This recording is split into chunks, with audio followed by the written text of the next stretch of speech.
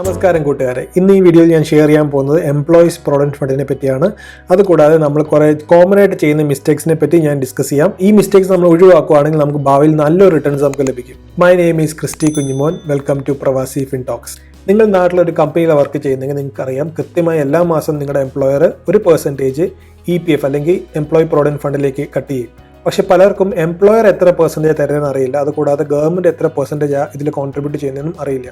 അപ്പോൾ നമ്മൾ ഈ വീഡിയോയിൽ നമ്മൾ നോക്കും എങ്ങനെയാണ് EPFൻ്റെ കാൽക്കുലേഷൻ വർക്ക് ചെയ്യുന്നത്, ഇതിൻ്റെ ബെനിഫിറ്റ്സ് എന്തൊക്കെയാണ്, ഇതിൻ്റെ വിഡ്രോവൽസ് എങ്ങനെയൊക്കെയാണ് വർക്ക് ചെയ്യുന്നത്, അതുകൂടാതെ എന്ത് മേജർ മിസ്റ്റേക്സ് ആണ് നമ്മൾ ഇതിൽ വരുത്തുന്നത്.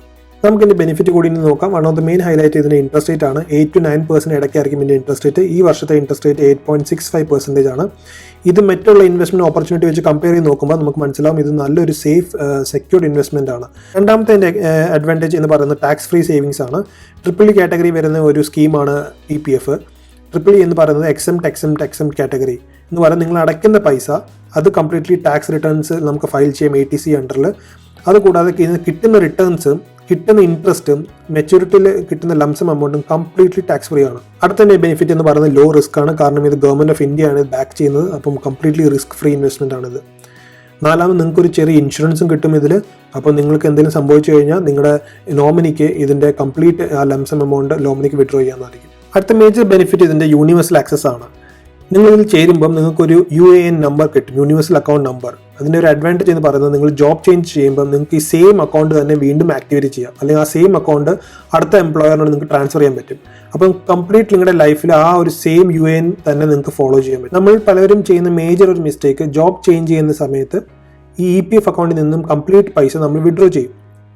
ഈ വിഡ്രോ ചെയ്യുന്ന കാരണം നമ്മൾ 5 വർഷമുള്ളിൽ വിഡ്രോ ചെയ്യുവാണെങ്കിൽ നമുക്ക് കംപ്ലീറ്റ് ആ പൈസയ്ക്ക് നമ്മൾ ടാക്സ് കൊടുക്കേണ്ടി വരും. ഈ ഒരു മിസ്റ്റേക്ക് നിങ്ങളെല്ലാവരും ഒഴിവാക്കാൻ ശ്രമിക്കണം. നിങ്ങളൊരു കംപ്ലീറ്റ് കരിയർ ലൈഫിൽ നിങ്ങൾ ഒരേ EPF അക്കൗണ്ട് തന്നെ ഫോളോ ചെയ്യണം. എന്നാൽ മാത്രമേ നിങ്ങൾക്ക് ആ പവർ ഓഫ് കമ്പൗണ്ടിങ്, ആ കംപ്ലീറ്റ് ബെനിഫിറ്റ്സ് നിങ്ങൾക്ക് ഇതിൽ ലഭിക്കുകയുള്ളൂ. ഇനി നമുക്ക് ഇതിൻ്റെ വിഡ്രോൾ റൂൾസിനെ പറ്റി നോക്കാം.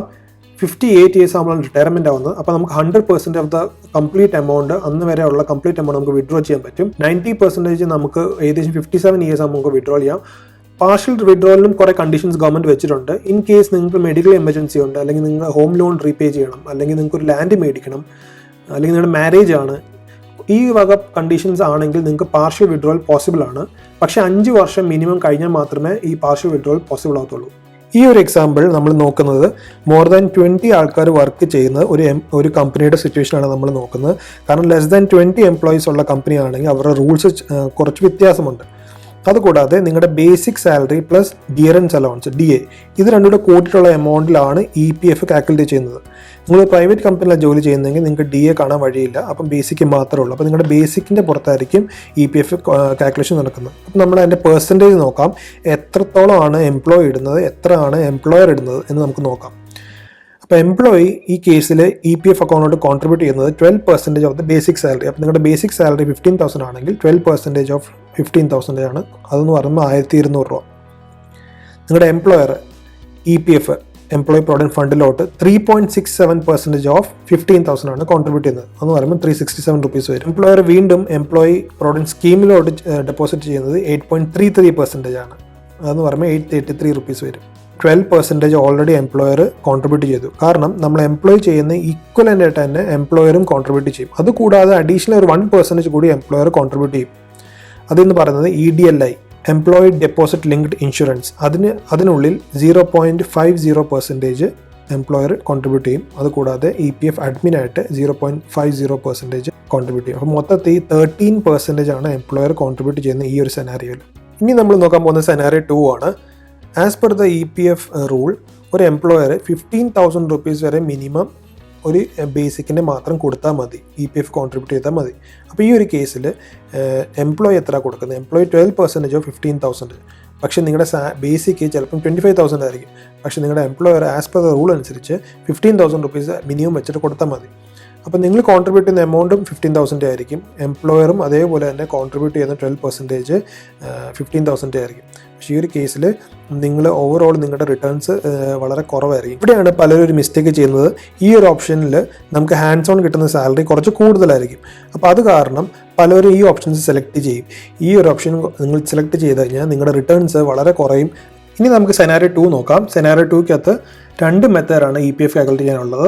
ഫസ്റ്റ് മെത്തേഡിൽ നിങ്ങളുടെ ബേസിക് സാലറി 25,000 ആണെങ്കിൽ അപ്പോൾ 12% ഓഫ് 25,000 നിങ്ങൾ കോൺട്രിബ്യൂട്ട് ചെയ്യും. പക്ഷേ ഈ കേസിൽ എംപ്ലോയർ EPF അക്കൗണ്ടിനകത്തോട് 3.67% ഓഫ് 15,000 മിനിമം ആണ് ആസ് പെർ ദ റൂൾ. അപ്പോൾ അതിൽ അത്രേ കോൺട്രിബ്യൂട്ട് ചെയ്യുള്ളൂ. അതുകൂടാതെ EPSലും 8.33% ഓഫ് 15,000 കോൺട്രിബ്യൂട്ട് ചെയ്യുള്ളൂ. രണ്ടാമത്തെ മെത്തേഡിൽ ഒരു employee complete basic salary 12% contribute ചെയ്യും. അറ്റ് ദ സെയിം ടൈമിൽ എംപ്ലോയറും 12% ഓഫ് കംപ്ലീറ്റ് ബേസിക് സാലറിയുടെ EPFലോട്ട് കോൺട്രിബ്യൂട്ട് ചെയ്യും. EPSലോട്ട് എംപ്ലോയർ 8.33% 15,000 കോൺട്രിബ്യൂട്ട് ചെയ്യാൻ പറ്റത്തുള്ളൂ. കാരണം 15,000 ക്യാപ്പ് ഉണ്ട്. പക്ഷേ ഈ കേസിൽ എംപ്ലോയർ EPFും EPSും കൂട്ടിക്കഴിഞ്ഞാൽ മൊത്തത്തിൽ 12% തരത്തുള്ളൂ. പക്ഷേ ഈ കേസിൽ അതിൽ കൂടുതൽ വരും. അത് കാരണം 12% ഓഫ് EPF എന്ന് പറയുന്നത് 12% 25,000 മൈനസ് 8.33% ഓഫ് 15,000.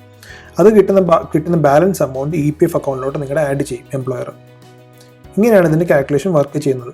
അപ്പം നിങ്ങളുടെ കമ്പനി നിങ്ങൾ ഈ 2 ഓപ്ഷൻസ് നിങ്ങൾക്ക് തരുന്നുണ്ടെങ്കിൽ നിങ്ങൾ ദയവായി ഓപ്ഷൻ 2 സെലക്ട് ചെയ്യുക. കാരണം ഈ ഒരു ഓപ്ഷനിൽ നിങ്ങളുടെ EPF അക്കൗണ്ടിലോട്ട് നല്ലൊരു എമൗണ്ട് എല്ലാ മാസം കമ്പനിയും എംപ്ലോയിയും ഗവൺമെൻറ്റും കോൺട്രിബ്യൂട്ട് ചെയ്യുന്നതായിരിക്കും. അത് കാരണം നിങ്ങളുടെ റിട്ടയർമെൻറ്റ് ഫണ്ട് നല്ലൊരു ലംസം നിങ്ങൾക്ക് ആ സമയത്ത് വിഡ്രോ ചെയ്യാൻ പറ്റും. ഈ വീഡിയോ എല്ലാവർക്കും ഇഷ്ടമായി എന്ന് പ്രതീക്ഷിക്കുന്നു. ഇഷ്ടമായെങ്കിൽ ലൈക്ക് ചെയ്യുക, ഷെയർ ചെയ്യുക, സബ്സ്ക്രൈബ് ചെയ്യുക. കൂടാതെ ആ ബെൽ ബട്ടൺ കൂടി ഒന്ന് എനേബിൾ ചെയ്യുക. എന്നാൽ മാത്രമേ അടുത്ത വീഡിയോ വരുമ്പോൾ നിങ്ങൾക്ക് നോട്ടിഫിക്കേഷൻ ലഭിക്കുകയുള്ളൂ. അപ്പോൾ അടുത്ത വീഡിയോയിൽ കാണാം. ബൈ.